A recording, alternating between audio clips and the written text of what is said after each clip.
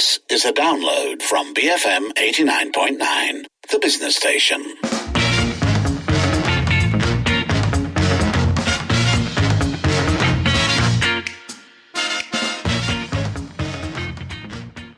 It is 5:07. You're listening to the evening edition with Sharmila and Lynn. Like many other things, studying abroad became quite a bit more complicated during the pandemic. So this evening, we're checking in on how things have changed. Yeah, so when we say a bit more complicated, I think mostly we mean a lot more complicated, and also with the usual kinds of delays that we were seeing during the pandemic. And that had to do with whether or not visas were getting approved, whether people found it hard to find places to stay because, of course, you're not actually going to be able to be there, figuring in quarantine times, countries closing their borders. All of these things meant that for people who plan to study abroad, it was just a very tricky period. And we have a long history of sending a fair amount of people abroad to study. According to the Ministry of Higher Education, over 70,000 Malaysian students were studying abroad as of 2019. In 2020, that number almost halved, actually, dropping to almost 40,000. A global survey in May 2020, though, did show that after the pandemic hit, 69% of international students with offers were continuing to proceed with studies. Only 5% chose not to go ahead. And the top countries that we head out to are the UK and Ireland, followed by Taiwan, Australia, Egypt, and Indonesia. And the thing is, though, while choosing to go ahead might sound like a simple enough decision, I think there's so much involved in there, right? Like, for instance, as of middle of last year, students with offers to study overseas had to apply for travel permits with the immigration department. And it's a developing situation. Things keep changing, and vaccination requirements are dependent on the destination country. And then there are, of course, all these issues of what different countries might require. And then if you situate that against different campuses, different universities, and what their requirements might be. And then if you expand that, the fear of the handling of the pandemic in different countries, whether that's something that students want to put up with, whether it's even a safe situation to go. I mean, I'm exhausted just thinking about it. So if I think about students for whom this is such a big decision to make, the decision to go abroad and study and commit to at least 2, if not more years, it's a lot to manage. It's a lot to manage, and I think it's also worth pointing out that for many of these students, it's going to be the first time, really, that you're living alone, living abroad, doing all these different things. And that's a challenging prospect in ordinary times, in the regular days, whenever those were. And it's, I think, much more daunting now, or perhaps much more daunting then in 2020, even 2021.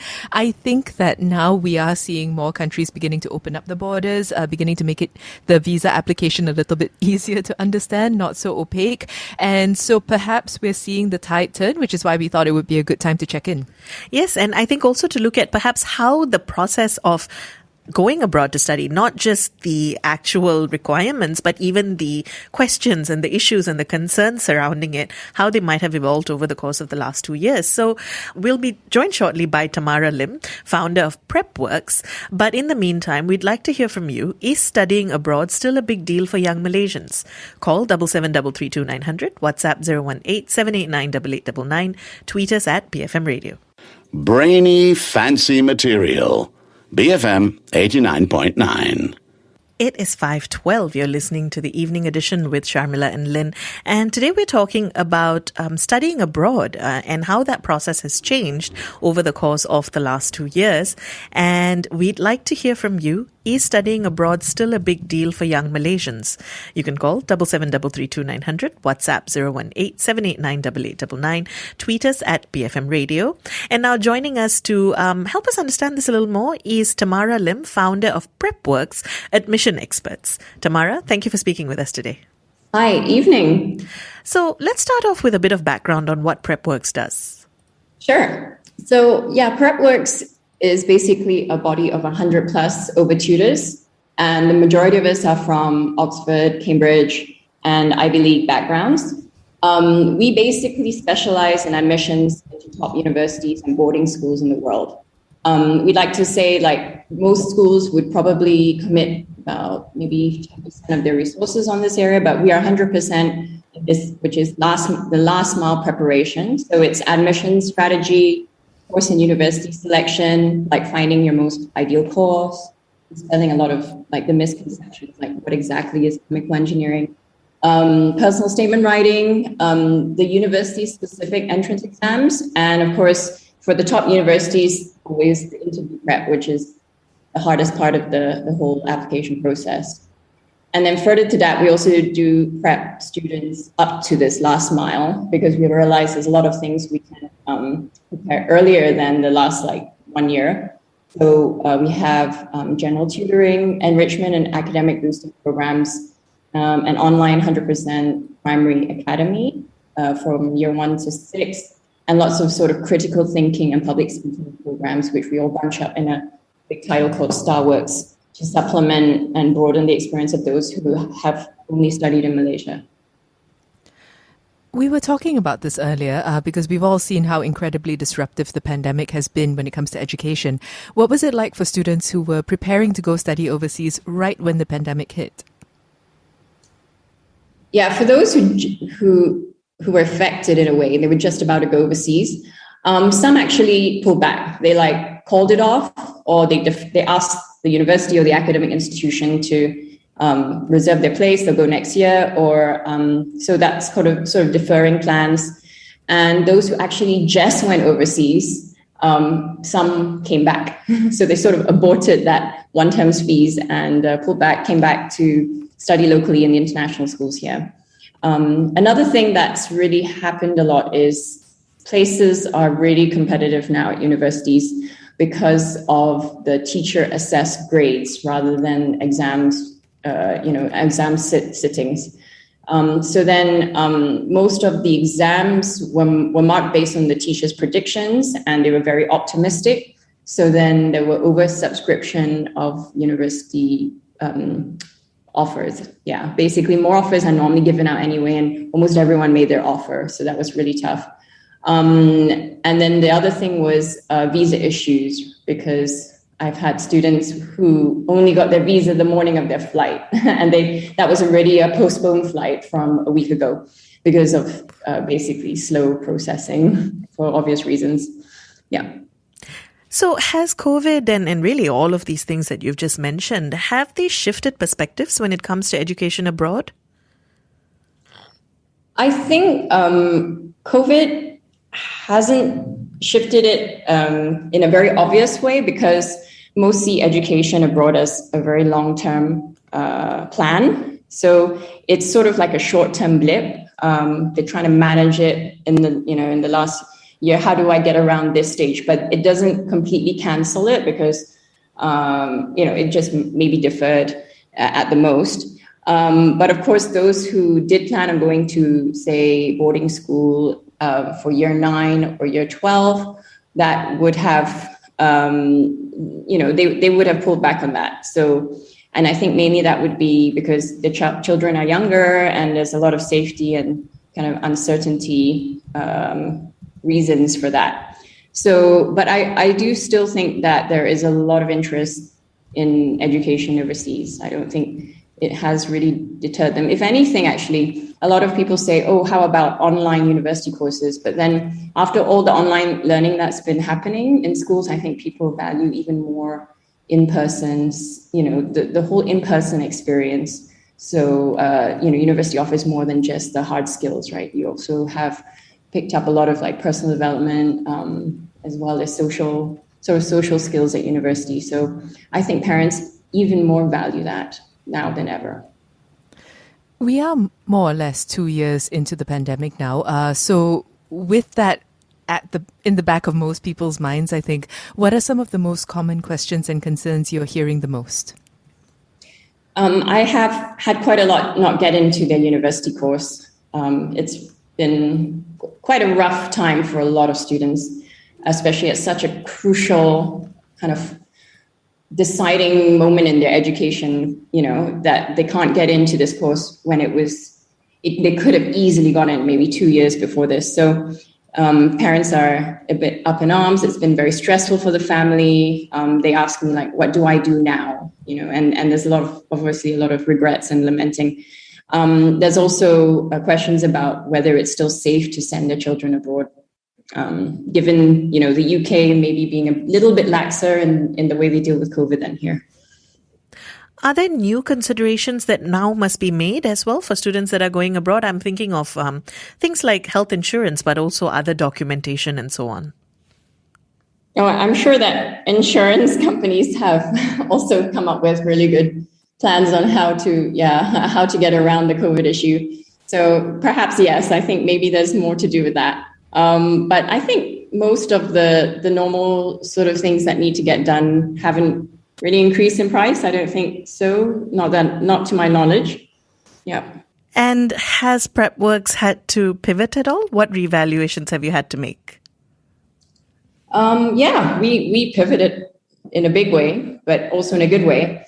I suppose now everyone's very open to online tutoring. Everyone knows what online learning is all about. Everything's becoming really transparent. So parents know exactly what's going on in school and how classes are run as well.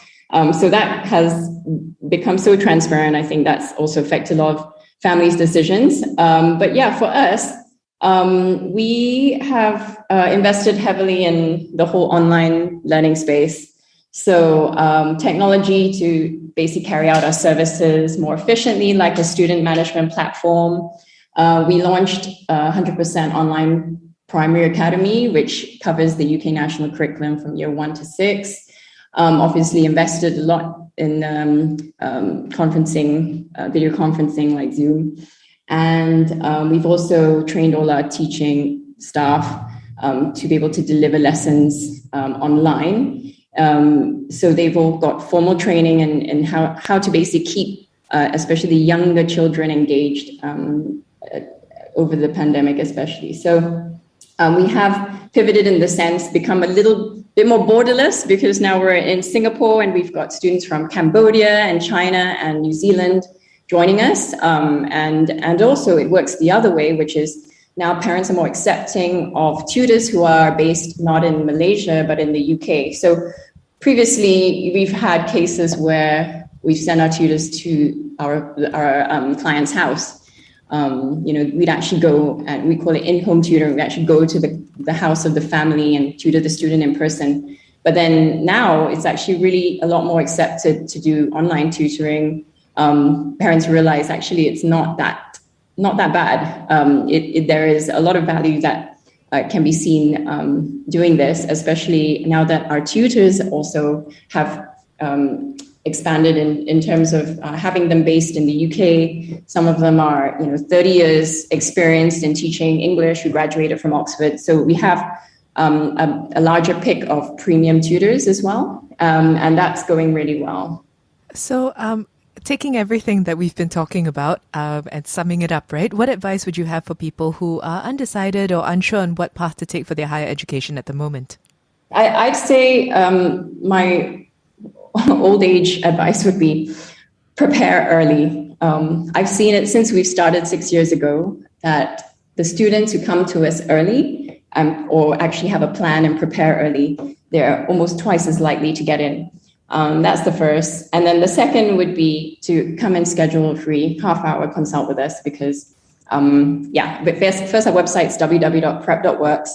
And we're having a couple of events. Like tomorrow we have a medic event if you're planning to apply to UK for medicine, the most competitive course in that country, in fact, in the world, I would say. So that's definitely something, no matter what age you are, if you're even considering it, to come and attend. And that's 9 a.m. at our office in Tamanton. Tamara, thanks for speaking with us today. Thank you. That was Tamara Lim, founder of PrepWorks, speaking to us about, how the option to study abroad has changed for our students over the course of the last 2 years.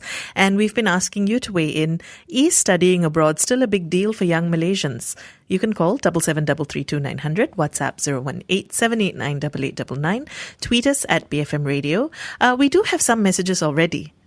Yeah, actually, they're contrasting one another quite a bit. So Matthew says on Twitter, yes, it is. Some parents are even telling their kids to get a job and stay there or keep on studying because things aren't getting better here. It's hard to argue against that. That is a rhetoric I've been hearing quite a bit from people. And I think it's not necessarily new, although perhaps it's intensified now. I certainly know even from when I was in university, that whole go abroad, find a job, settle down has been something that many people view as an aspiration.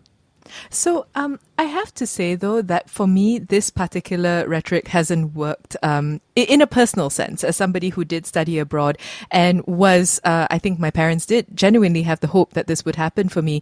And what I found, I think, while being abroad was that I didn't want to be there long term. I appreciated the experience so much. I recognized that it was a privilege to be able to do it, and I was very happy to be able to. But I think it's not as simple as hoping that your children will go abroad and settle down, because I think once you actually live in other countries, you recognize that some of the things that dog Malaysia are certainly present elsewhere. And uprooting and shifting and starting anew is not always the easiest or most comfortable thing for everyone. As with most things, pros and cons, right? But on that note of a pretty contrasting opinion, Vijay says, I believe studying abroad is just purely the experience. Now we can have qualifications from universities abroad by just studying locally. It depends whether you want to spend the money. I can see that. I think to some degree, that's fair. However, the part about living abroad actually is quite crucial, because you're not just studying in a university, you're actually living somewhere else. And that kind of forcing you to grow up is very hard to gain in other ways, I think. The other part of it is when we say purely the experience, right? What exactly are we talking about? Because I remember the first time seeing my university's library and being blown away at the fact Full-on Belle in the Beast's library experience. I loved it so much. I spent so much time there. I mean, I hear how this makes me sound and I don't care. But I really think that kind of thing cannot be substituted by an electronic catalogue and you studying however many 1,000 kilometers away. I also think that there's this overabundance of do everything here, get your degree from an overseas university, with little regard for what universities those are, because you are actually paying more for the name, but are they the best choice to make? And what do you actually mean when you say studying abroad, or you can do the same thing here? Because a lot of studying also involves the resources you'd have access to, the lecturers you'd have access to. I'm not at all saying you have to go study abroad, but I'm saying that it has become more and more convenient for local institutions to offer opportunities to study, opportunities to get a degree from abroad without necessarily providing most of what that entails, but only the paper qualification. And I'm getting increasingly more cynical about that. Do keep those thoughts coming. Do you think that it's still a big deal for Malaysian students to study abroad? You can call us 77332900, WhatsApp 018-789-8899, tweet us at BFM Radio. Thank you for listening to this podcast. To find more great interviews, go to bfm.my, BFM 89.9, the business station. Thank you for listening to this podcast. To find more great interviews, go to bfm.my or find us on iTunes. BFM 89.9, the business station.